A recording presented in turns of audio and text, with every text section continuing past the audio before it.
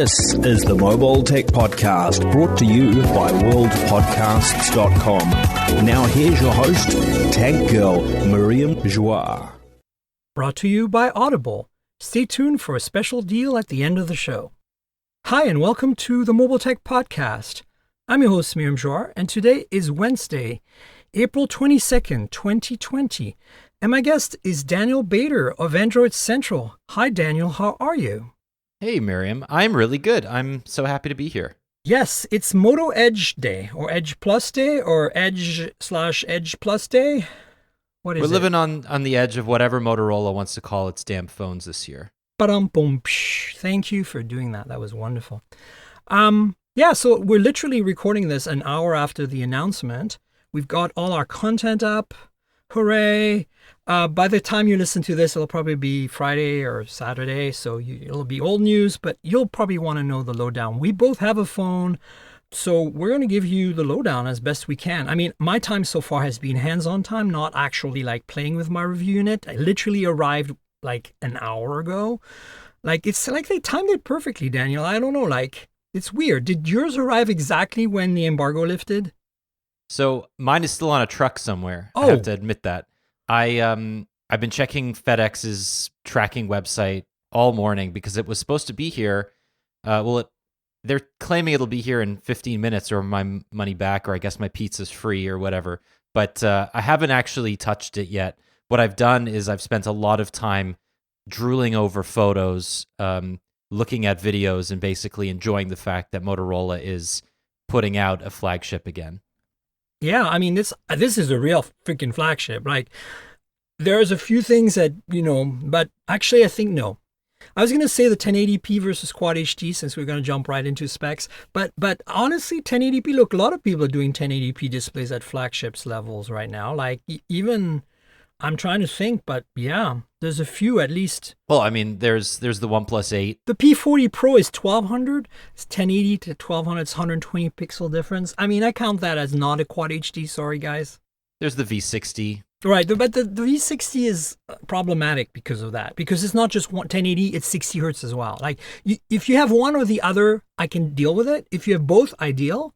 But the V60 doesn't have either a high-res display or high refresh rate. At least the Moto Edge Plus is 90 hertz, right? It really is amazing, though, how quickly our minds change. Oh, yeah. Right? Like, there's no, after going back to the V60, going to the V60 after using the OnePlus 8 Pro, my eyes were, it took a while to adjust, I will admit. It's not horrible, but it is a bit of a, oh, okay, this is how things used to be kind of feeling. Yeah, I mean, look, I think, honestly, and this is why I think, when I was kind of teeter-tottering with 1080p Quad HD, is that important? To me, it's less important than 90 hertz. So I once you've used something above 90 hertz, like I was saying this on the show a little while back, I think, when I was younger-ish, which means think about cathode ray tube and computers that were slower than our smartwatches and fitness trackers, we had oftentimes the choice to refresh the monitors at 72 hertz. That was like the sweet spot, because it turns out that's the number. Anything above 72 and you see a lot less flicker. Like, there's a huge change in our perception, but below that we notice it. So in this case, it's not flicker we're seeing, it's the refresh rate of the the actual UI on the display. So when you're scrolling, you really notice it. So I think, to me, 90 to 120 hertz I see it. You see it if you're really paying attention, especially if you film in slow motion, you'll notice it. But nobody watches in slow motion. So I think 90 is what I want. 120 is a nice bonus.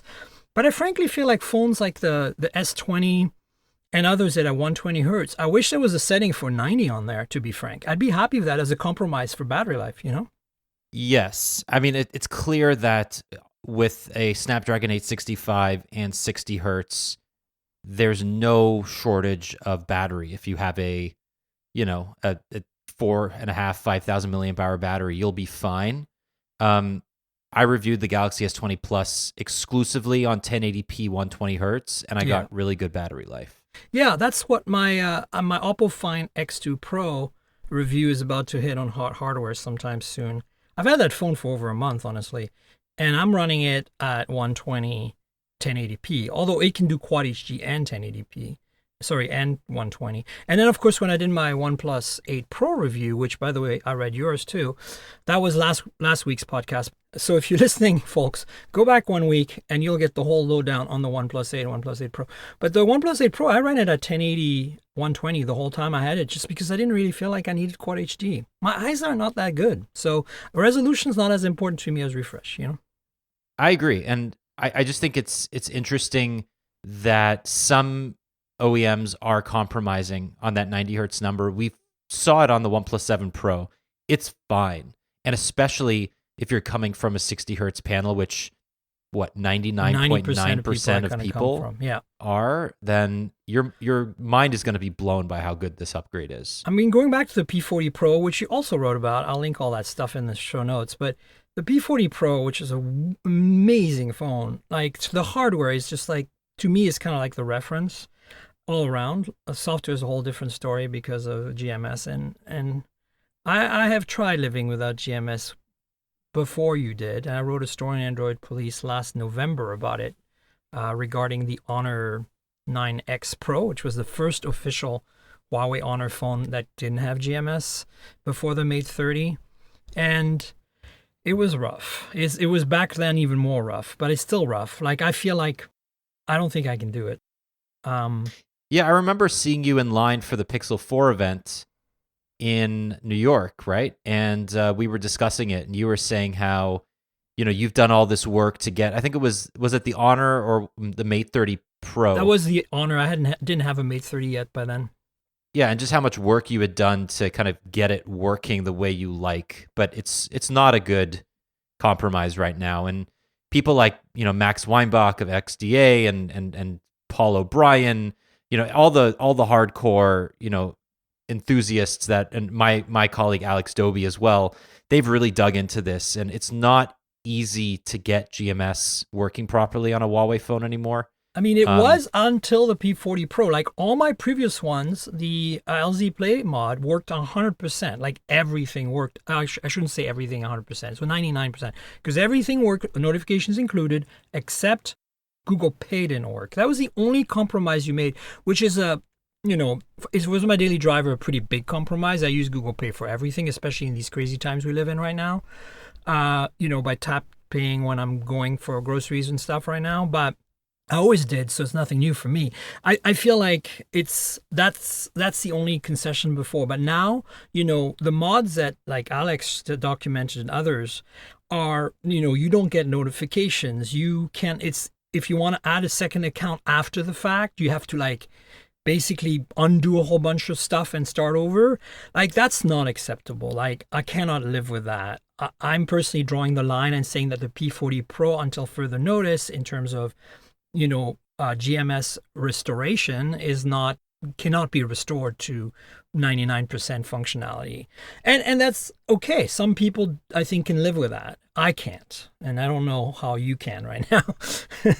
I can't. And I've tried many times over the last couple of weeks. I've taken my time. I've spoken to experts. I've spoken many times to Huawei's PR, trying to get them to admit that they are selling a phone that is encouraging. They're encouraging salespeople, especially if you're buying this at a carrier, for instance, to lie to customers. And I don't use that word lightly, because when they say app gallery built in, they're really saying that this doesn't have Google services. But what they're not saying is, even if you use things like phone clone to get all of your apps over, you're not going to get notifications for the apps that you take for granted. And that is my biggest issue. It's not just Google notifications, it's Twitter, it's Slack, it's literally the fact every that you can't use Uber or Lyft. It's the fact that Netflix doesn't work unless you use the special version for that phone, which exists, and you have to do APK hunting to get it. It's the fact that, the list goes on. And I've had this discussion with the higher ups at Huawei PR, and we're very close. Like I've been working with them for a long time. I have a lot of respect for them, but I've told them, I said, you cannot play Jedi mind tricks. You're not Apple, okay? It's not going to work. Like, you're not looking at me, waving your hand and saying, these are not the droids you're looking for. because it's not working. I'm seeing the freaking droids, okay? They're the ones I'm looking for. I'm looking for my GMS droids. But even, I mean, think about this, right? Think about an iPhone 11 Pro that had no access to Google services. It would be dead. DOA. It might be, because Google has installed all of these hooks to make it easy to log into one Google app and then quickly, use that API hook to log into every other app simultaneously. Mm-hmm. You can jump between apps really easily. I mean, these are things that iPhone users take for granted, but that's still sitting above the iOS, app, level, right? Mm-hmm, mm-hmm. And they make it work. And Huawei cannot do the same thing on its own Android phones right now. Yeah. Anyway, we've discussed Huawei to death on the show already. I feel your frustration. I want to bring it up. I brought it up. I'm the one. But because your story on the P40 Pro was really well written, and I felt like very well balanced and fair. And I'll link it in the show notes.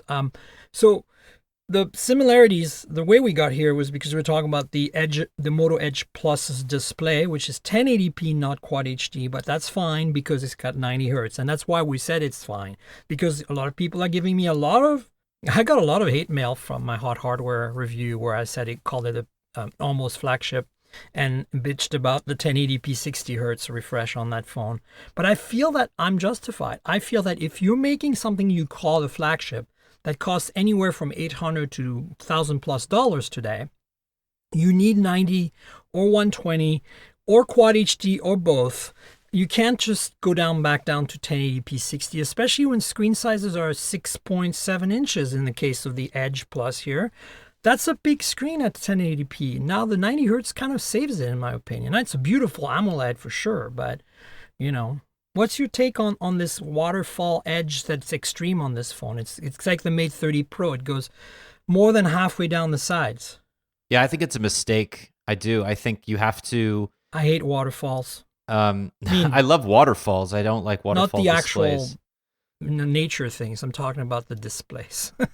I mean, who hates a waterfall? Really, I know, especially right now, given that we can't even get out. It's the Foss in Iceland. I went to Iceland 5 years ago. It changed my life, my friend. Really? Oh, yes, it did. Imagine nature in a way that you're not kind of immersed in it, like, the rainforest in Brazil where you think you're going to die because nature's going to take you over. Mm-hmm. So you're close to civilization all the time. And relatively, because the distances are small is what I'm saying. And you have perfect connectivity on your phone the whole time you're there. Like, this is 5 years ago, and I was getting 50, 60, 70 megabits per second on my phone in the middle of nowhere on LTE on a local SIM, right? You got to love Europe, though, for that kind of stuff. Yeah, well, especially Iceland, because they're right on the fiber that connects US to Europe. So they're sitting on a big fiber pipe, and they have a fiber network, a ring of fiber going around the ring road, which is the road going all the way around the island. And the cell towers are attached to that. So... And then, the population density is like 0, pretty much, out there in the middle of nowhere. So if you're connected to a tower, you're probably the only one. Or maybe 3 other people are doing speed tests at the same time, and you're still going to get 50 megabits. Yeah. So, and then you're a photography buff. We talked about P40 Pro, me too. So imagine all the photography subjects you could want all the time, and including the waterfalls, the Foss, as they call them. So I'm a huge fan of the waterfalls in physical form, not the displays. But yeah, the displays, I can't do it. I mean, okay, we got to give Moto some credit for having a mode that removes the waterfall. Like, there's a display mode you can set where it put black bars and kind of makes the display flat, right? Sure, but then you're sort of destroying your OLED, because you're never going to display on that area, and it's going to look faded and weird in the area that you display. It seems wasteful. It also seems like you're purposefully making a road icy and then putting salt down to melt the ice. It's Correct. Like you're basically just putting an obstacle in your own path so that you can prove you can get around it. And with the OnePlus 8 Pro is a perfect example of that. It's not as severe a waterfall as the Mate 30 Pro or the Motorola Edge Plus, but it still doesn't do a great job with palm rejection.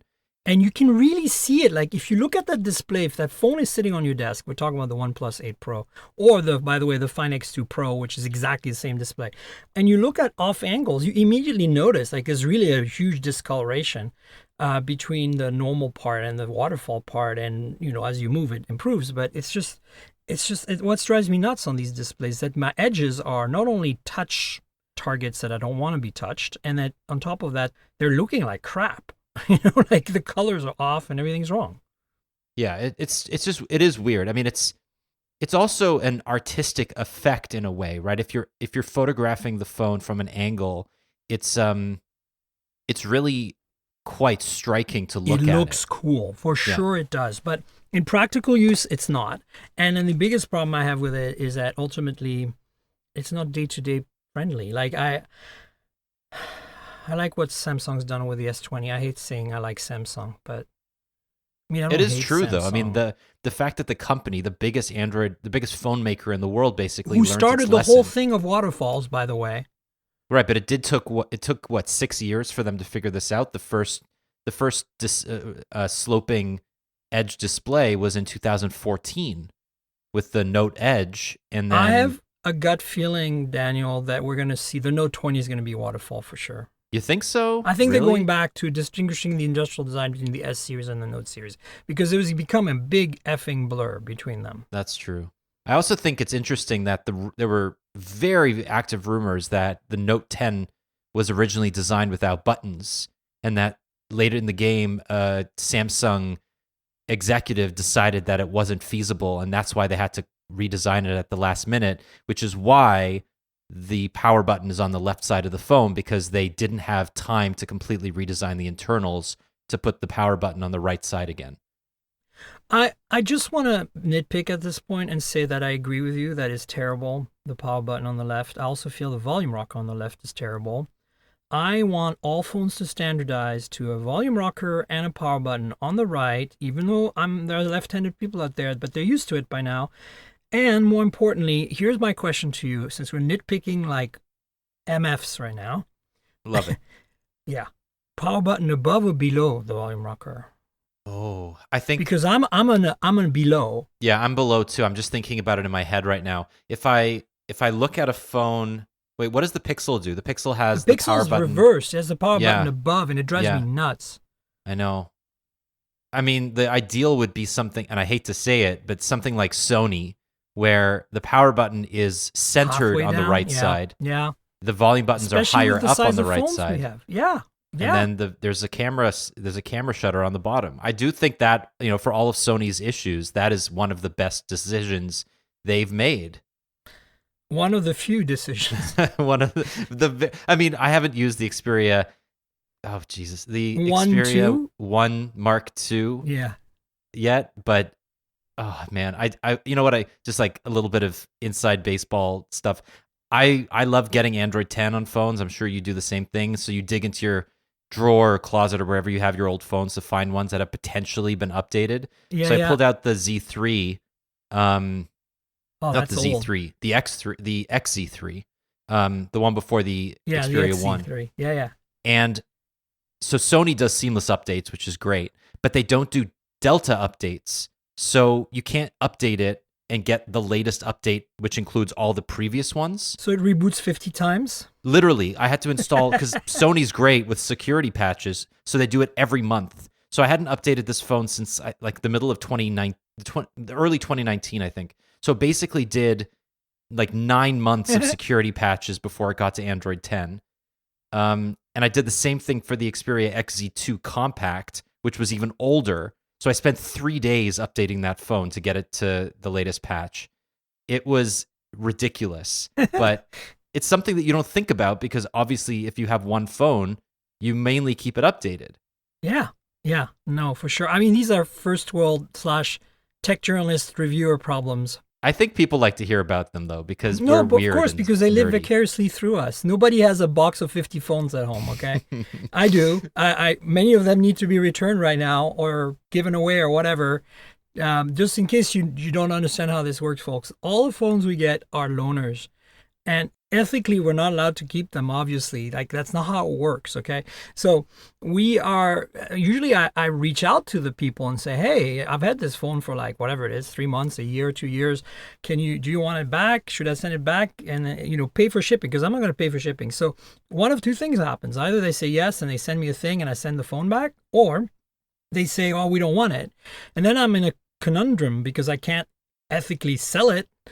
So what I do is I give it away to a charity. Like, there are these women shelters in my city in San Francisco that need free devices to communicate for emergencies, because you can still do a 911 like call on a phone without a SIM card.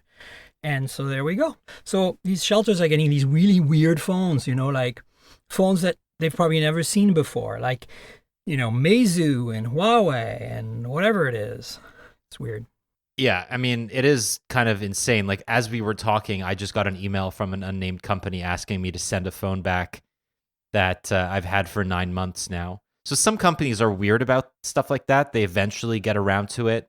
I think it's like an end of year, financial thing where they've for tax reasons they can't write off all of these phones unless they have them physically in their property. So yeah.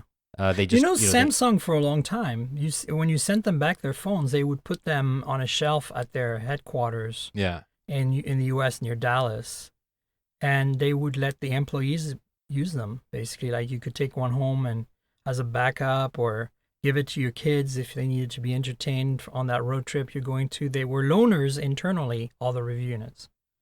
Well, it's good. I mean, as long as they're getting used. They couldn't throw them out, and they couldn't do anything else with them in terms of, like, after they're old, like, the reviewers don't want them at all, right? After a year, you're not going to want a phone unless you're like, need to do a comparison that's really like desperate and you don't have that phone. But we tend to hang on to our phones long enough that comparisons aren't a problem, right? So, yeah, I mean, look, when we're talking about secure, like, patches or updates or whatever, like, bringing it back to the Motorola stuff, I don't like giving phones to people when they don't get regular updates, because I don't want to be responsible for anything bad happening. So if somebody says, hey, can I borrow a phone? I say, sure.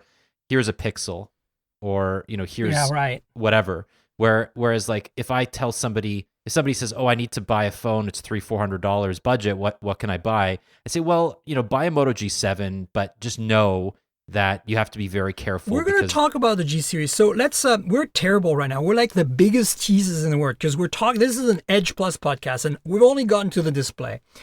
We're going to talk about the Moto G Stylus in a minute or 10 or 15. But look, let's quickly go over the specs of this Edge Plus. Okay, 6.7-inch display, 1080p, 90 hertz.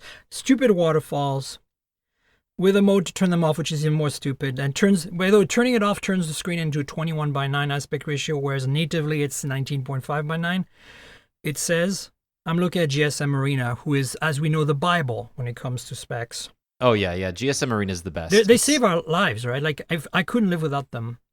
And I've given them props on the show many times, because honestly, this is how I get all my specs. Because there used to be a day, Daniel, when I was a young little chicken, when I remembered the specs by heart on every phone. But now my mind is going, Dave. Yeah, right. They said in 2001. It's funny, though. It's also because every phone is basically the same, and differentiating them visually is very difficult. Whereas that is in the past, very true. Because, okay, talking of design, I think the design is really pretty. But again, like, you could mistake this for some sort of Chinese phone, right?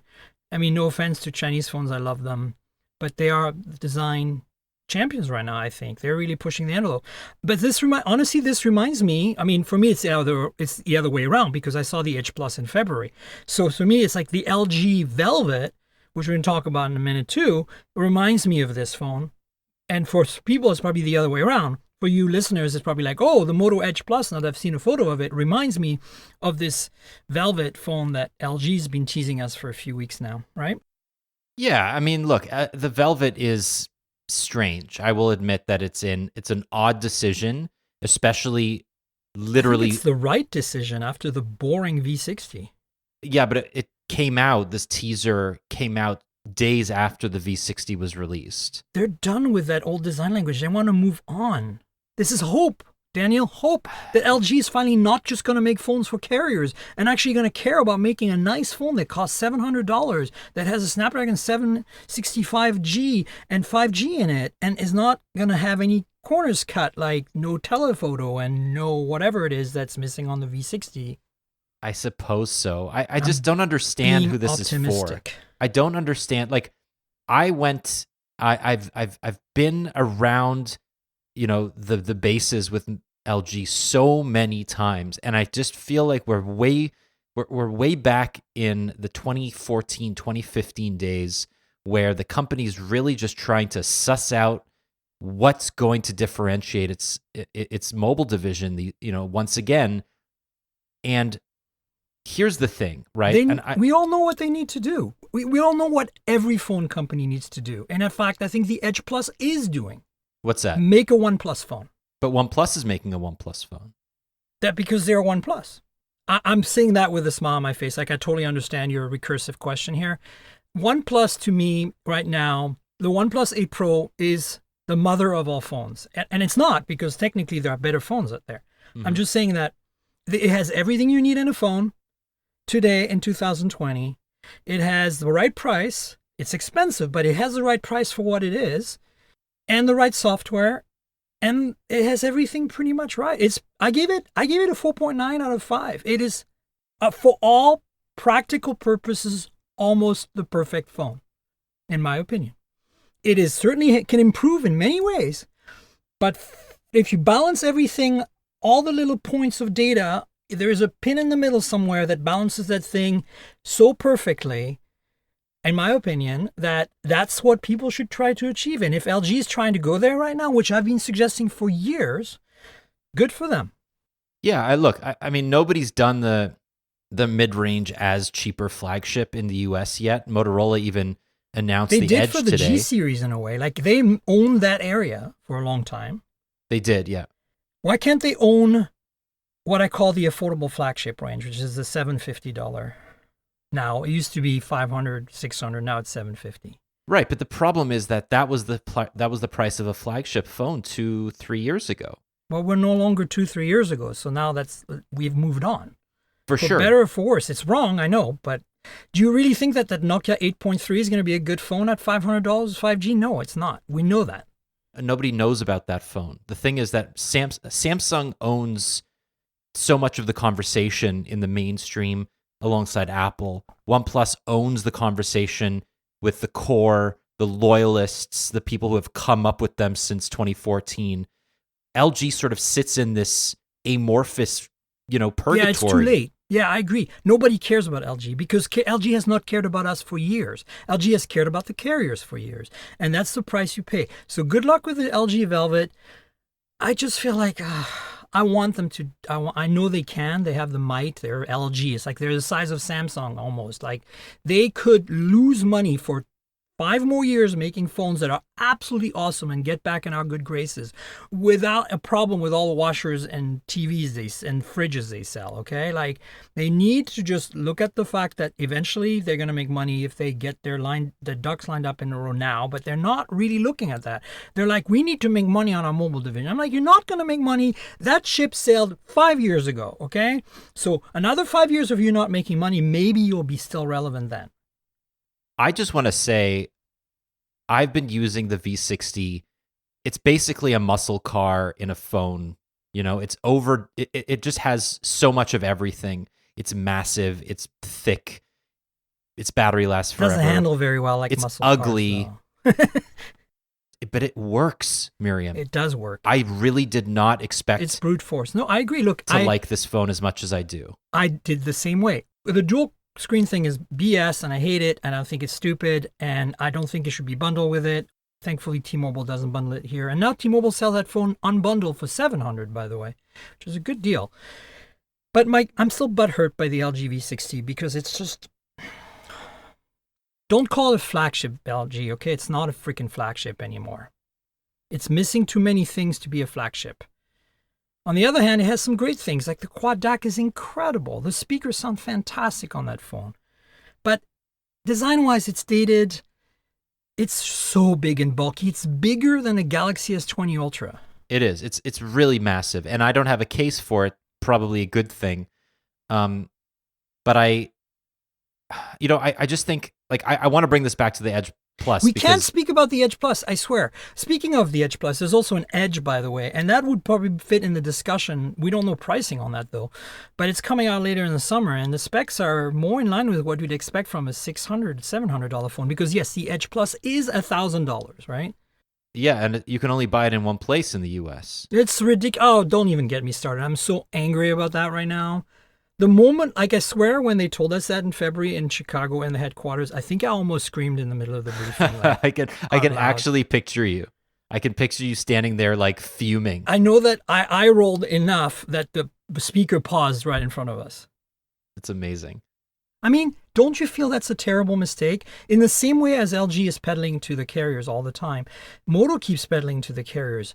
Come on, Moto, like, grow some balls. Like, can't you just make this thing unlocked and call it a day? I think they wouldn't sell any of these phones unlocked. They still need Verizon's partnership for sure, but why just not put your foot down and say, screw it? You want this phone, it's awesome. We know it's awesome. It's one of the few phones with millimeter wave in the US that's like designed from the ground up for millimeter wave. Not some kind of add-on special Verizon version, but actually designed from the ground up. Take it or leave it, Verizon. We've been your partner long enough. You can have this phone, but the condition is we also sell it unlocked. Deal.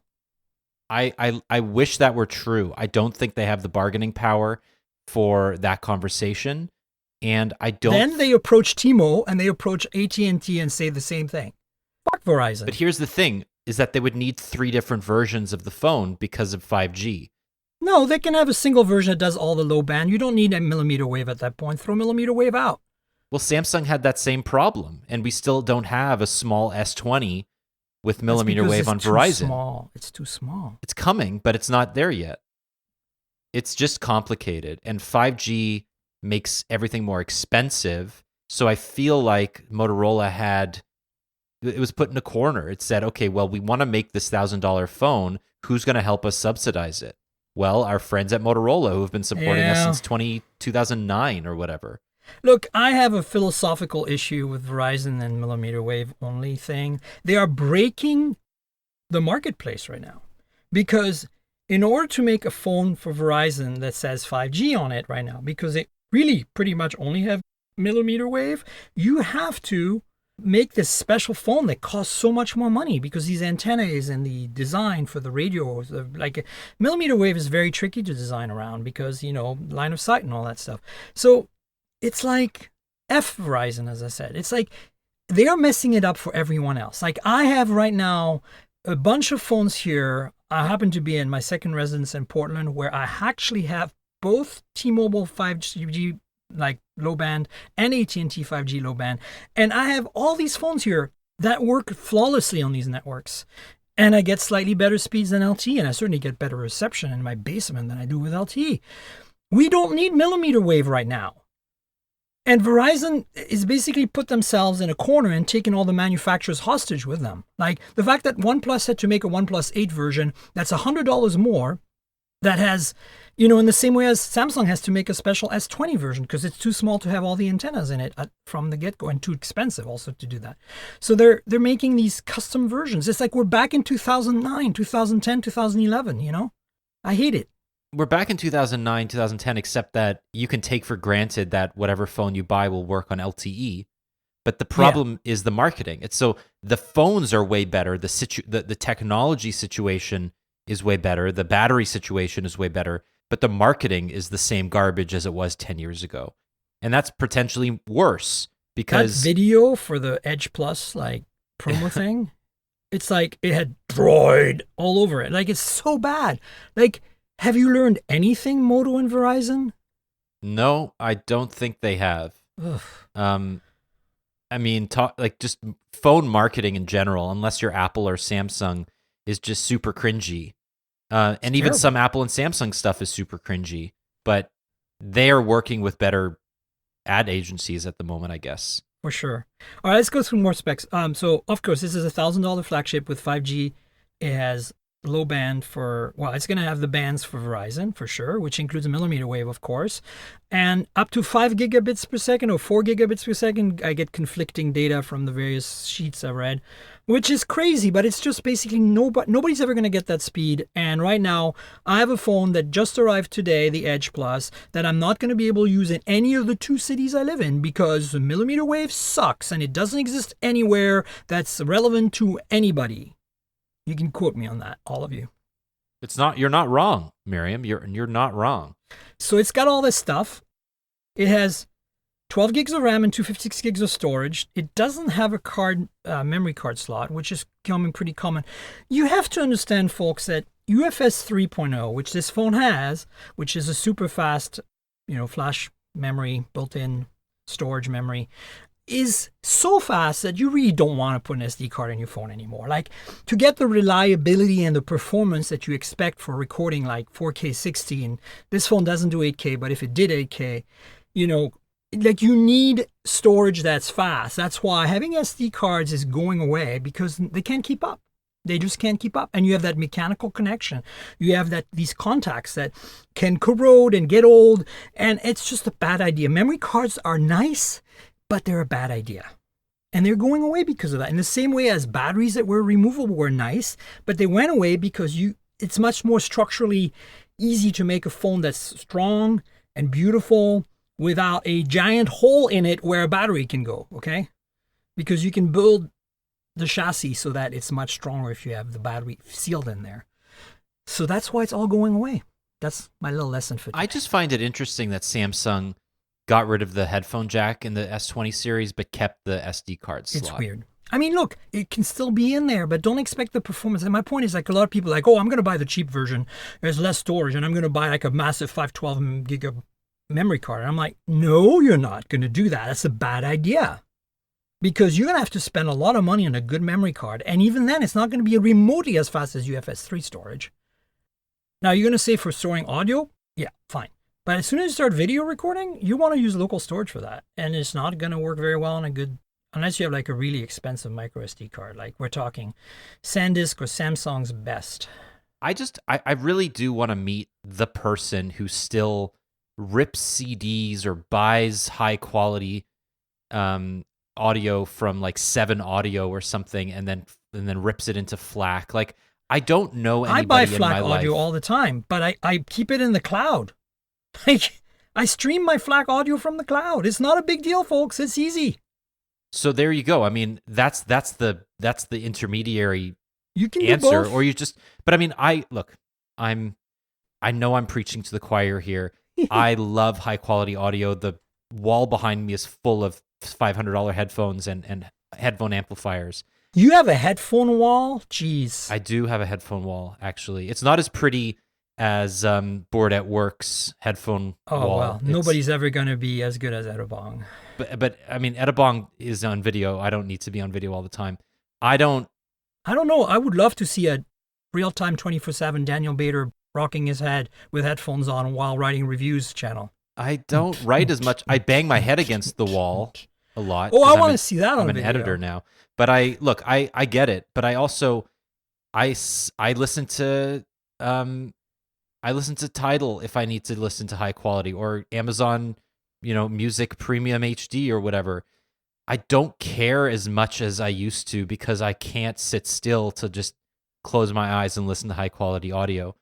That's because you have children. I do, but it's not. But still, like, it's not the point. The point is that the number of people who care about Nobody cares. ripping high quality audio files is far fewer than it was 5 years ago. Yeah, that's also why nobody cares about having, like, there's so many things that people want in a phone that really nobody cares about. I'll give you an example. I care about the headphone jack, which, by the way, the Edge Plus has a freaking headphone jack. Hallelujah. I mean, yes, but nobody cares. Nobody cares anymore. True wireless earbuds have gotten so ubiquitous and so good and so cheap. I just reviewed the TCL ones that we got at CS on Android Police. They blew my freaking mind for the money. Have you listened to those things? Which ones? The TCLs we all got for free at CS. No, I didn't get anything for TCL. I have to give Jason a call. That's not cool. Just ask Brad. He's got punch. But they're nice. They're $80. They're totally, like, no app, no active noise canceling, just comfortable, small, good passive seal, sound really flat, no weird bass bump like all the modern headphones that I hate and earbuds that I really hate the bass bump thing. I'm old school, man. I like my music super neutral. And those things are so clean. Wow, for $80 they blew my mind. I mean, they're not perfect. Come on, I've got $500 headphones that'll blow the thing away. But you'll see what I mean. Just check it out. So, okay, I did want to know though, because the Edge Plus does have a headphone jack. That's great, and a headphone jack doesn't preclude the fact that a phone is water resistant. But this does not have any water resistance. Because Moto does that nano coating thing. They don't seem to want to do IP68. They're very much like OnePlus here. Yeah, but even the 8 Pro has an IP68 water and dust resistance certification. That's probably because we've been harassing them about it for so long now. Yeah, but this makes no sense. I don't trust a nano coating to protect the phone from being dunked in, water. I don't either, but Moto had to cut corners somewhere to reach that $1,000 price point, because let's go through the rest of the spec sheet. This thing is kind of bonkers. I mean, so far the only quote unquote, and this is a minor quote unquote, this is not something I'm really worried about, compromise is that it's not quad HD. Everything else on this thing is insane. 108 megapixel rear camera, f of 1.8, that strangely doesn't pixel bin 9:1, but pixel bins 4:1 to 27 megapixels. We're not sure what sensor this is. Do you think that's the Samsung sensor? Is Samsung the only one right now? I think the SM1 the HM1 is the only 108 sensor right now, yeah. I hate the fact that Moto keeps using Samsung sensors on all their cameras, like the 64 and 48. They suck so bad compared to Sony's. Yeah. At least the implementation of them. I don't know if it's a hardware thing or a software thing, probably a software thing. I believe it's software. Because I have not found a 48 or 64 megapixel sensor that is a Samsung sensor implemented in a way that I feel like is appropriate. Like Sony's IMX586 last year, and now the new 689 that's on the 8 Pro, the OnePlus, and the Find X2 Pro is a freaking amazing sensor. It has so much potential. Like, I can't wait for the software to catch up on that sensor. Later this year, that sensor is going to be the sensor you want in a phone, short of getting a Huawei phone with Leica and the custom IMX701, whatever it is, the one that's 50 megapixel RYYB. Dude, like, seriously, I really, really hope for Moto's sake, who does not know how to make a camera to save their lives, that this thing has a decent main camera. So I'm curious because, the bona fides in this phone seem, good, but even Samsung couldn't get the Ultra to take reliably good photos on its own sensor. I expect this to be a hot mess. I hate to say it. I'm calling it now, though. Okay, I don't know if you remember the original Moto X back in 2013. Yes. Of course you do. So after I had a custom version of it. Remember they made us all make a custom version? Yeah, I didn't get that. I was in Canada. I was very sad. Anyway, I gave it up. I sent it back because I'm so ethical. I should have kept that phone. You should have. Nobody would have cared now. It had my name all over it. It was great. It had Tank Girl everywhere. When I took that out for the first time, they were all like, "Oh, this is it's a 10 megapixel custom sensor, blah, blah, blah." It was so bad, Miriam. I remember. You don't have to remind me. Terrible. It was terrible. And that has been the case ever since. Yes. The only Motorola phone that I've had a good shooting experience with was the Motorola One Zoom. And that Zoom is okay. Surprisingly good, but it used an IMX586. And you know what phone sucks in terms of imaging for the specs that they recently made, which is why I think this is going to be a hot mess? The Hyper. The 64 megapixel on that Hyper is garbage. Yeah, I believe it. I mean, I wanted to give it some love, but let's move on to the other cameras real quick. I just want to go through the specs, so at least we got the specs, because this podcast has been an incredible disaster of not sticking to the topic, but I'm super happy with all the freaking tangents we've taken, so I'm really happy. 8 megapixel 3x optical zoom telephoto, f over 2.4, 1 micron pixels, has OIS. By the way, the main camera obviously has OIS. Well, that's not obvious these days, but this does. 16 megapixel f over 2.2 ultra wide with 1 micron pixels and autofocus. It does macros, which is the way it should be. And then right here, I could derail the entire Edge thing by having an entire rant for half an hour about the OnePlus 8 and the fact that they added a third useless camera.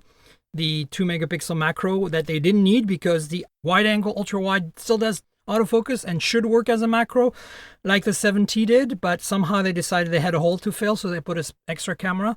Fail, OnePlus. I'm not even going to say anything because I agree with that. We could probably go for another half an hour on that. Okay, selfie camera is 25 megapixel, f/2.0, 0.9 micron, but supposedly a pixel bins down to, I guess, a 6 or 7 megapixel photo. Yeah. At 1.8 micron, but doubling the 1.9. 7 megapixels, I don't know, 7. Has in-display fingerprint sensor, has a 5,000 milliamp hour battery, which is going to need the moment you fire up millimeter wave. But if most people who buy this phone are not going to be on millimeter wave, so that phone's going to have baller battery life, we hope. 18 watt fast charging wired, which is meh. 15 watt fast charging wireless, which is good. 5 watt reverse wireless charging. So it's got wireless charging. That's all good. I'm just making sure we didn't forget anything. It doesn't have Wi-Fi. Oh, it does have Wi-Fi 6. But some specs show that it doesn't have Wi-Fi 6. It should. It's 865 has Wi-Fi 6. Yeah, it should. I think they verified that it does. So we finally, after 45 minutes of this podcast, have managed to get to the specs. There's also an Edge. I don't even want to go talk about the Edge because the Edge regular, we're not going to have time. Well, okay, let's go over it in a minute because here's the thing, right? You do it because I don't have the specs in front of me. Okay, it's a 6.7 inch 90 hertz display. It seems is like it the same display? I don't think it's the same display because the Edge Plus is HDR10 plus, and this is only HDR10. Okay. Triple, 64 megapixel. So I guess it's the same Samsung sensor that's in the Hyper, but it's still telephoto, ultra wide, macro. It has the same telephoto and the same ultra wide. I don't know. I don't have the specifics on the Edge, but it sounds You're like living on the Edge, Daniel.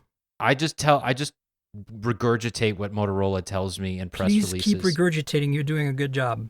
Okay, here's the fucked up part. So it's got a 765 in it, which is great because it's the first 765 that'll be available in North America. However, it's only got 4 gigs of RAM. Oh. What's up with that? How can you get away with putting a phone with only 4 gigs of RAM out there in 2020? I'm not even joking. Wait, is this a Snapdragon 765G? I don't think it's the G. It's just the 765. Whatever. It's a 5G Snapdragon, right? Yeah, exactly. Not the regular. I don't know. That's sounds like a Pixel moment to me, aka major fail. It's mind blowing. But again, 4,500 milliamp hour battery, 128 gigs of storage by default. So I think really the only aberration there is the 4 gigs of RAM. Otherwise, I think this will be a solid $700 phone if it launches at that. Please make it unlocked and please make it $650. Thank you. See, that's a playbook from OnePlus right there. That's what Moto needs to do. Here's the good news. The good news is that because it's sub-6 only, it probably won't be, it can't be a Verizon exclusive. And unless they make a custom Verizon version. Well, that's possible, but like the one that they've announced right now is sub-6 only, which means that it's either going to be unlocked or it'll be available on T-Mobile and AT&T, which is cool. That's cool. Well, okay, so my gut feeling on this Edge Plus is I touched it, I played with it, my video's up on YouTube, check it out. It feels really nice. Like it's really well made. It feels premium. It looks good. It's a little on the thick size, but I'm fine with that because I know what's packed in there and it's got millimeter wave, which makes it challenging. Everything on paper looks hot. This phone should be amazing. I think the price for what it is reasonable because there's a lot of tech in there, especially as soon as you add millimeter wave. My biggest concern right now is camera performance because Moto has failed to deliver over and over again on that. And I'm sure the software will be okay because Moto usually does an okay job with software. So I'm feeling very positive. I'm actually reviewing the Edge Plus for Hot Hardware again. Somehow they want me to do reviews right now. So I'm doing it. And so stay tuned for my verdict. I want to talk about cameras and Moto very briefly in the context of your G Stylus review. I have the G Stylus and the G Power. I've been using them for a little while, although I'm not covering them for a specific outlet, just my podcast and my YouTube. And I feel very much like your review is on point. I read it last night. I will link it in the show notes. I feel the G Power is the better of the two phones. Look, I just think that Motorola wasted an opportunity here. And I try to give the company the benefit of the doubt every year when they come out with new phones. And I think the stylus, being a passive stylus, does not provide the value that it purports to provide. The value add that you get from the higher megapixel camera does not appear to be enough to justify the $50 price bump over the G Power. And I think that by putting out these phones in the US and breaking up the lineage, essentially resetting to the G versus going with the G8 that are available elsewhere in the world, you're really not doing the brand any favors. I agree. I'm quiet because I'm 100% on board. It's so confusing. Like, and there's just a whole bunch of other stuff around this phone that I found frustrating. You know what drives me nuts the most of all of it? All of it is, first of all, that it's clearly not a Sony 48 megapixel. It's clearly some Samsung that they don't know how to handle. Because it's not that great. I mean, it's not horrible, but it's not that great. But then again, Moto's never been that great, so that's a pass. Although on paper it looks great. What's up with the ultra wide that you can't use as an ultra wide? Yeah, it's so man, this decision. I asked Moto PR this, and they're like, "Well, it has the action cam." I'm like, "You're not answering my question." The zoom has the action cam too. Yes. The Hyper has the action cam in software on the ultra wide, and it gives you photo ultra wide. So why can't you do both again? I think it's just a UX decision, Now, I think there's two action models, like paradigms in the Moto universe. There's the Moto 1 action, which, like the G Stylus, has a sensor that's physically on its side that can only do video. Notice that both of them can't do photos. And it could do photos, but they chose to make this because they rotated the sensor. They're using a lot more of the surface area of the sensor, right? And then with the Hyper, they decided, hey, maybe we can emulate the action mode with a slightly bigger sensor and, rotate in software, basically, and then give them the ultra-wide capability. And to me, how can you have a phone that's $50 less, that the G Power, have an ultra-wide camera that does take ultra-wide photos and ultra-wide video, and not have that on the $50 more expensive phone? That's annoying me. It has not been sitting well for me. It's hurting me in my very special place, Daniel. You know what? The word that comes to mind is arbitrary. Correct. These feel like arbitrary decisions that were not made with the consumer in mind. They were made with a marketing checklist in mind. Yes. Yeah, exactly. And that is a problem, because God damn, the action camera is useful for maybe it's really good. 1/20th of the time as an ultra wide. Correct, but it is really good. Like, I have to give them credit. That action camera system, no matter which version, software, hardware, it's really good. Yeah, I like it. I think it's very cute. It's a cute feature that is fun to use a couple of times.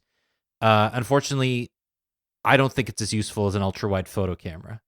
Exactly. And then there's the 2 megapixel macro, which connected to my non-rant that I had earlier that almost went into a rant about the OnePlus 8 non-Pro that has that extra hole filled with a useless camera called the macro camera, when it can perfectly do macro in software with the ultra wide because it has AF on the ultra wide. I tested it, actually has AF on the ultra wide.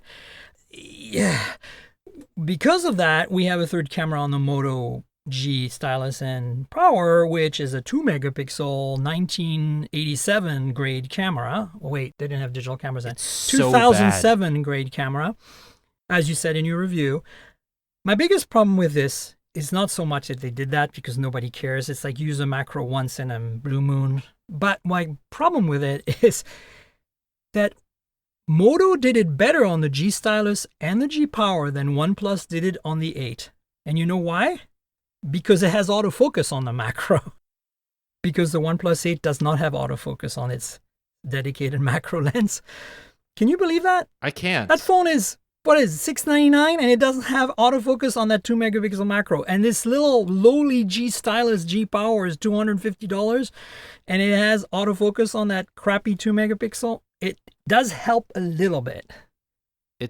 Fine, it helps to focus on something, but once you take the photo, you can barely see it because the quality's so bad. But so bad. You need that's so besides much the light point. to make it worth it. Yeah. And I know how you feel about the stylus. I feel exactly the same way. The actual stylus on that thing is like the world's smallest finger. Pretty much, I guess. Yeah. Yeah, if you whittled your pinky down to a nub, then perhaps you could do the same thing because that's the utility you get from it. I just don't see it being useful unless you're taking screenshots and annotating them. Be angry, Daniel. Be angry. But here's the thing: is that the company when they pitched it to us, this is the part that makes me upset: is that they pitched it as a way for students to take notes in class. Ha! That's the thing that got me, is that it's not that they were saying, oh, we put the stylus in and you can use it for, from some fun doodles and to annotate screenshots. They actually encouraged me to tell potential customers, that they should use this for notes.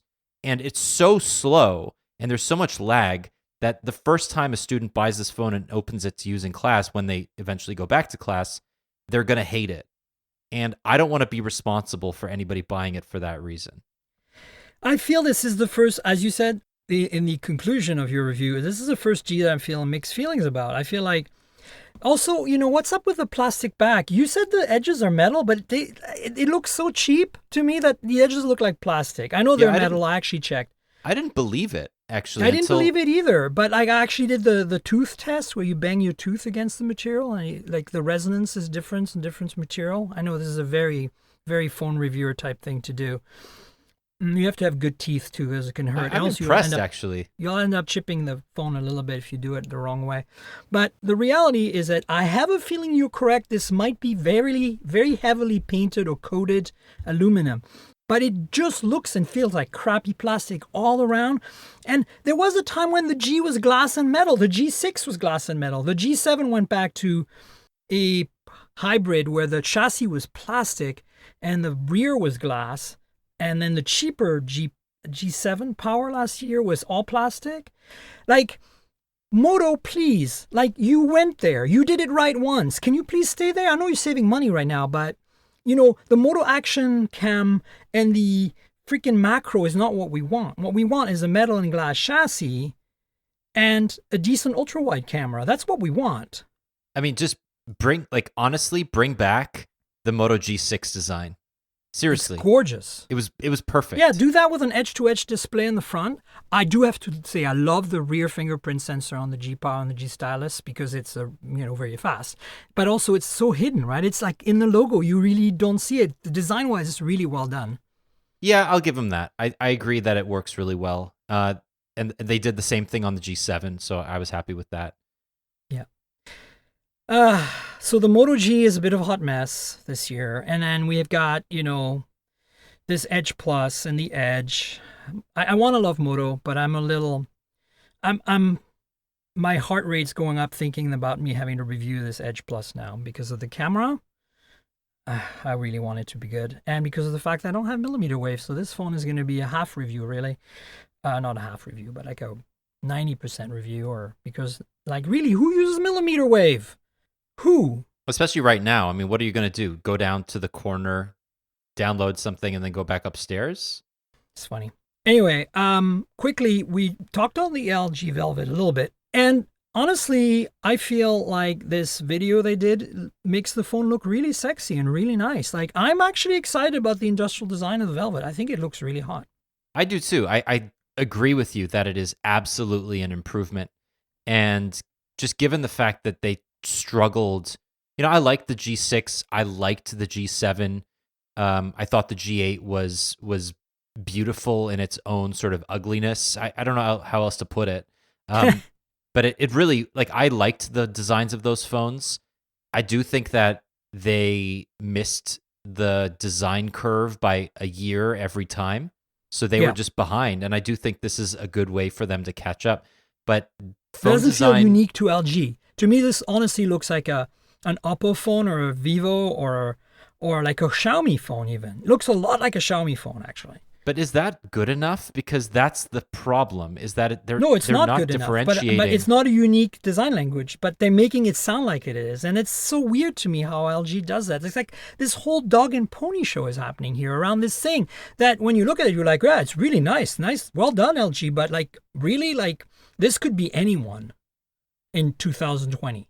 When they put out that press release teasing it, saying that the design was inspired by the sounds of nature and that it has a raindrop design, the first thing I thought of was the Galaxy S3 introduction. Oh, you're making me cringe. That hurts. Exactly. But it's the same language, Miriam. It's the same language 8 years later. And that is a problem. Well, it's because they have no imagination. Yeah, I guess. Phone marketing is really broken. I hate to tell you that even the people who do it right, technically because they're successful, like Apple and Samsung, they don't know how to market phones. Apple is probably the best, but I still don't feel like Apple's marketing is so much of a, Jedi mind trick still, that I'm feeling like they're trying to take me for a ride every time I watch an ad from Apple. Like, I get it. It's nice. I like their phones. I like what Apple's doing, but you don't have to convert me, Apple. I feel like I'm watching a cult video every time I watch a freaking Apple ad. Well, it just the whole thing about the iPhone SE and everybody's like, "Oh my God, this is amazing." And then you look at the spec sheet and it's like a 750p display still, and you're like, "Oh right, because that's what the iPhone 6 was 6 years ago." Yeah. It's the same display. Yeah. Well, it's not. The 6, it has a much better LCD, the 8, than the 6 did. I know. LCD. I'm just saying the Don't be mean, Daniel. I'm not being mean. I ordered one. I'm looking forward to using it. I ordered one too. I'm excited about using Touch ID again, but I just think it's, there are a lot of they're manipulating people a little bit with this, and it's fine because it's a $399 phone, but calling it new is not accurate, and that's just the reality. I mean, the specs are unbelievable compared to an Android phone in terms of the internals, right? Like the A13 Bionic is just going to blow away the 865 every time. It will. It'll and also for $399, that is pretty impressive. I mean, look, if we're calling a spade, the A13 Bionic is so far ahead of anything else out there. It's not even comparable to a lot of what Qualcomm does. But then you also have to bring in, and I don't want to blow smoke up Qualcomm's butt here, but Qualcomm does a lot more. Going to. But I'm going to, because Qualcomm does a lot more than just, processing power. It's not just clocks per, or it's not just clock cycles. I still think it's a perfect timing for this phone, and it's going to fill a big niche for iPhone users like my spouse. I'm buying it for my spouse because, yes, I'm going to review it for a channel and all that, but they on an old SE, they're already upset that it's bigger, but they know that they want it because their old phone is so unusable at this point, So This is a much needed thing. I want your quick thoughts on, I'm going to put a link to an Android Central story about a Nokia 9.3 PureView that has 108 megapixel penta camera set up, but it's not at all the penta camera like the previous 9 PureView. And that's actually a slightly old piece of news. I just thought that since I saw a story on Android Central and I had you on, we should just at least mention it. Do you expect this to be any good? Yes or no? Yes, I hope so. I don't. You're such an optimist. I love it. I'm sorry. I love Nokia. I think that I just have a soft spot. But they haven't really delivered in their latest HMD Global incarnation anything that imaging-wise has really done anything for me. Like I want to believe. So I don't think any phone got as much criticism for its camera in history than the Nokia 9 PureView. Because we had high expectations. Light was involved. Yeah. We knew the old Nokia and what they could do. And this new Nokia feels like the IKEA of Nokia. Like it's, Nokia stylized. It's like the old Nokia, but like flat packed. The Swedish Nokia. Yeah. It's fantastic. I love it. I love the vibe. I love the phones. They're good. They're solid, but they're a little too pricey. The updates are really not coming fast enough. And in imaging, they haven't made a single phone that I can really say is exciting right now. Oh, yeah. 100% agree. I wouldn't say that. No, the 9 was exciting. It just didn't deliver on that excitement. So, meh. Last thing quickly, because this is actually more important, I think. Google might design its own chips. How do you feel about that? I think this is interesting. I do too. I just don't think that it's realistic to talk about it in the present tense. They're not going to have a good time releasing a phone with a homegrown processor in North America anytime I think this soon. is at least 2 years away anyway. I mean, I think it's way more than that. I don't see this happening, especially, you're not going to come out of the gate, guns blazing, competing with Apple and Qualcomm in year one. If Samsung is getting out of the custom chip design game, Samsung, the company that has had a massive division that fabs its own chips, if the biggest company in the world is getting out, then what makes you believe that Google is going to have a shot here? So this is a long game, and if Google is going to win, it has to be very, very careful about not blowing it the first time it does it. Yeah, I think this is a smart move. Whether they can pull it off and how soon is the really big question, right? I think the question is, what is the intent? Is it meant to be another supplementary piece of silicon to live alongside the main SoC, or that's a good question? Is it going to take? No, there's no way that a Google made processing unit is going to replace all of the modem stuff that Qualcomm uses. The 5G right? stuff. No. So yeah, that's the first thing I thought about was the 5G. Like, how are they going to do 5G? They need Qualcomm for that, right? Yeah, or they can just buy somebody else. No, nobody else makes these chips, especially if they want to release phones in North America. Nobody. We should wrap up. It was fun. I love the diversions. I love the tangents. Can you tell the folks on the show where they can find you on the internet, your Twitter, Instagram, all that? Of course, Android Central. Pimp yourself out, my friend. Yeah, I mean, I'm on Twitter. I'm on Instagram at JourneyDan. That's Journeyman with a D. I don't write that much anymore because I kind of run the show at Android Central in the background. But all my colleagues' amazing writing is at AndroidCentral.com.